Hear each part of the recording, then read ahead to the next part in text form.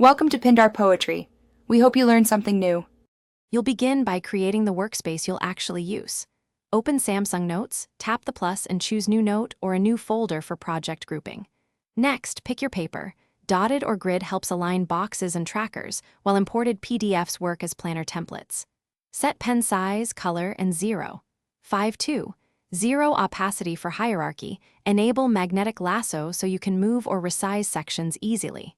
Once done, draw a quick header and a dated box to anchor the plan. Now you craft the main pages. Start with the ruler and shape tools to draw consistent boxes for monthly, weekly, and daily spreads. Grids keep spacing precise. Insert an imported template or image, then crop and lock it so scribbles don't shift. Use the text tool to type recurring items like goals or budgets. Combine handwriting for quick notes and type text for readable headings. Make copies of the finished page to reuse. Once done, rename and organize pages into your folder. Finish by exporting and backing up your planner. Export as PDF or image for sharing and enable backup to Samsung Cloud or Google Drive so nothing is lost. Review pages and tidy spacing with lasso and resize. Use undo history to step back through recent changes.